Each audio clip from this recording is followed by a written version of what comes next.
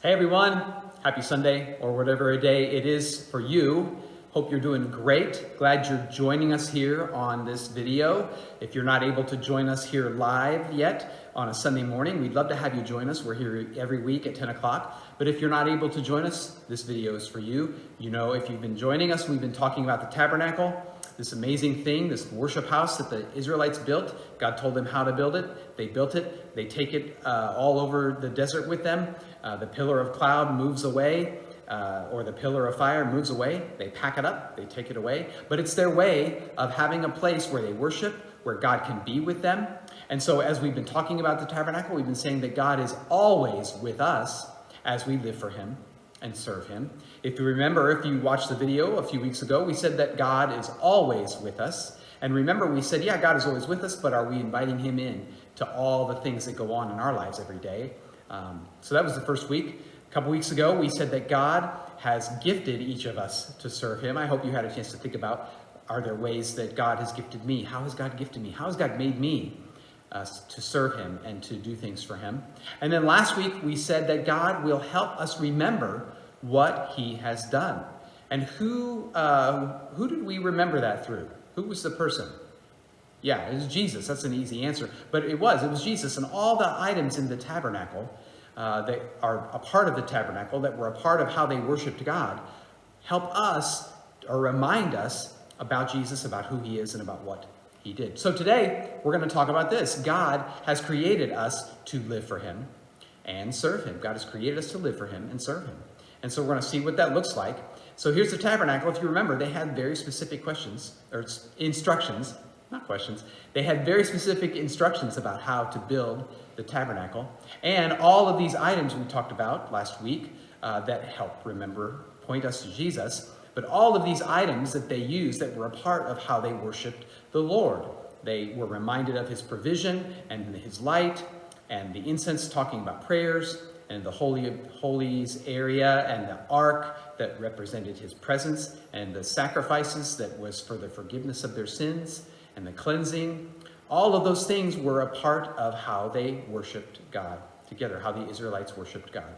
So let's move. We're going to play a game that has to do here. We're going to play a game that has to do with clothes. It's going to be like a relay, and you put some clothes on, you have to do some crazy things. Maybe you can make up a relay like that in your own house or play a game of some kind. But we're going to be talking about clothes. Let's talk about clothes. What kind of clothes do you like to wear? Me, I'm a pretty plain guy. I wear plain clothes, and people help me dress because I don't really make good choices about the kinds of clothes that look good on me or look good in general. So maybe you are so all over it and you know exactly what to wear when and how things match, and I don't know. And maybe you're like me, you're just like, I just wear something because I don't want to look goofy. Sometimes I still do.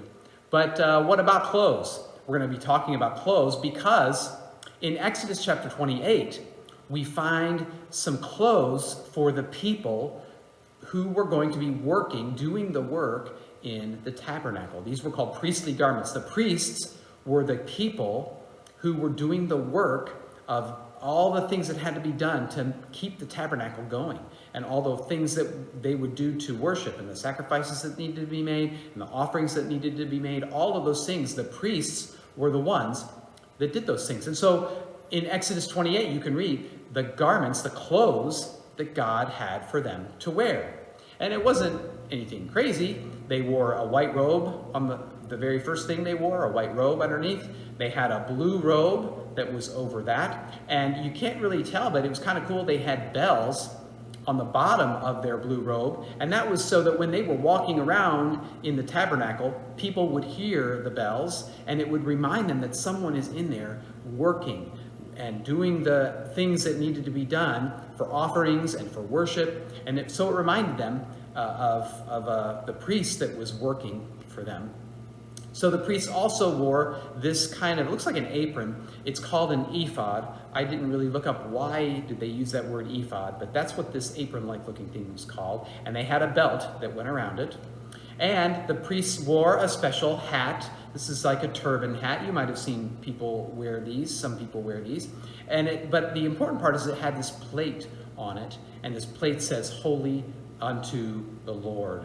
And so anybody that looked at the priest and saw the hat and saw that plaque were reminded that they weren't just there doing work, they were doing holy work, and they were doing work for the Lord.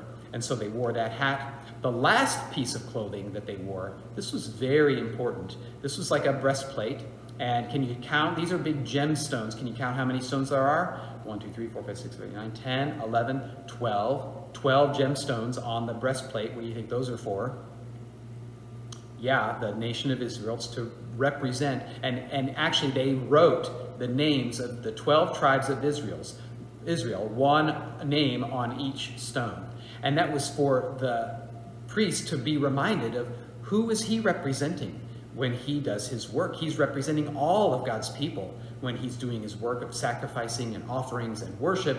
He's right there, always has the breastplate reminding him of who he's doing his work for. And so you see all these pieces of clothing that you can read about in Exodus 28. It's kind of cool. There's lots of details in here and things that I didn't go over. And it's very interesting. But you see that God had very specific instructions for them of the kinds of clothing that he wanted the priests to wear. And so here's the question. Do clothes really matter? Does it matter what kind of clothes I wear to worship God? People come to church wearing a suit. People come to church wearing jeans and a t-shirt. Or, you know, people, not just in church, but anywhere. Sometimes people will dress up. Sometimes people will not dress up. And you know, does that really matter? Does that make a difference what kind of clothes you wear? Think about this. God gave them very specific instructions on how to build the tabernacle because he wanted them to be a part of what he was doing. And he wanted them to say, yes, God, we want you involved in our lives, and we're going to do what it takes to build this the way you want it to be built. And the same can go for the clothes. And what they were doing, what the priests were doing here, was very special, right? So let's think about clothes and what you wear and what somebody wears. Maybe if you wore something like this, I don't know, what would you think? Or if somebody had an important job to do and they wore just jeans and a t-shirt and a hoodie, and maybe their hair wasn't done well and they just were kind of whatever. You might think this person looks kind of slobby. I don't know. But what if this is the same guy dressed up? Now he's wearing pants, he's got this nice shirt on, he's got this jacket going on, his hair's all done nicely. What do you think? What's the difference here? Now, does it matter on the inside what you look like on the outside? No, but they know for sure, they've proven this with studies, that when you dress for a part that you're doing, for work that you're doing, it's important, and it makes a difference what you wear, how you're focused, how you see how important what you're doing, what it says to other people, what you're doing. And so for the priests, the way that God wanted them to dress, it was really important because it was important what they were doing. And he wanted their inside, the fact that they were working for God and they were doing things that were holy, and they knew that in their heart and they thought about it in their mind. He wanted the outside to show as well, and the things that they wore meant different things and helped remind them of how important it was, and it reminded the people who watched them how important it was, the things that they were doing.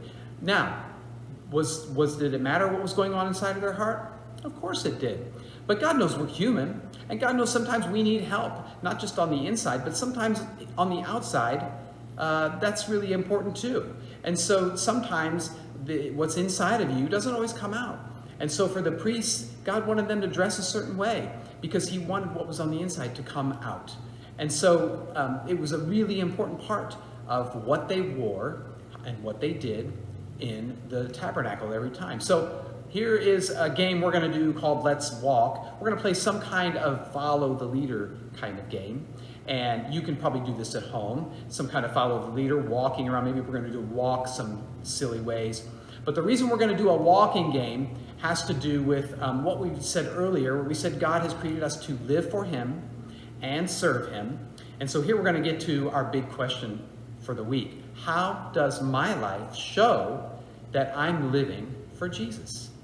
How does my life show on the outside that I'm living for Jesus? Just like we talked about with the inside and the outside, your heart might be in the greatest place, but what does that look like to other people? What do I help make that look like? how does that help, on the outside? How does that show to people what's going on the inside? So let's look at this verse. This is one of our memory verses. If you've been able to be with us, we're memorizing a few verses, and this is one of them, Ephesians 2:10. The Apostle Paul is writing here, and he says, "For we are God's workmanship, created in Christ Jesus, to do good works, which God prepared in advance for us to do." Let's talk about that, which God prepared in advance for us to do. Now, the New Testament was written in Greek. That's where we get the original language that we get for the New Testament is in the Greek language. And so the words in Greek are different than the words in English. But when the Apostle Paul wrote this verse, the word he used for this part to do looks like this in the Greek. And if we were to say it in English, here it is, peripetisomon. I think is how you say it, peripetisomon. It's kind of long, but here's what it means. It doesn't just mean to do.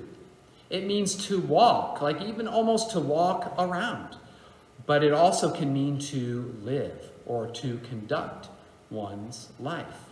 So when Paul wrote and used this very specific word, not just meaning to do, but meaning to walk and to live your life, when he wrote this, that which God prepared in advance for us to do, he wasn't just meaning we do stuff, but it's how we live our lives every day. It's how when you walk around and what do people see and what does it look like to them. So when we say, how does my life show that I'm living for Jesus? Think about when you're walking around and what do other people see? Maybe that's in the way that you talk. Maybe it's in the things that you say to encourage people or be kind to people or just bring a smile to their day. Maybe it's the way you jump in and help people right away and don't make a big deal about it. Maybe it's the way that you obey your mom or your dad right away. Maybe it's the way that you work hard at the things you work at. And there could be all kinds of things. We could talk all day about ways that your life can show others that you're living for Jesus, that what's going on the inside, that you love Jesus and you're following him. What does that look like on the outside? Kind of like the clothes you wear, but so much more. And so I hope you'll take time to think about this question this week. This is a really important question. How does my life show that I'm living for Jesus? When I'm walking around and when I'm living for Jesus every day, what does it look like? So as you think about that question, maybe you can ask your mom or dad. Sometimes your mom or your dad can see things about your life and can help you understand things about your life even better than you can. So you might ask your mom or your dad or grandma and grandpa, what do you think my life looks like? How does my life show other people that I'm living for Jesus? So remember that God has created you to live for him and to serve him. And ask yourself this question this week, how does my life show that I'm living for Jesus? It's a great question you ask yourself. Talk about it with your family. We will see you next week live here in the arena if you're able to join us, or on video here on our YouTube channel. We'd love to see you either place. We'd love to see you live. We're having a great time. We're starting up projects soon. And as always, you can find us on social media. Have your mom or dad find us on Instagram or Facebook, or they can email us, kids@faclex.com. Most of all, we hope you're doing great wherever you are and whatever you're doing. We miss you if you're not here with us, and we hope to see you soon. Have a great week, you all. Bye-bye.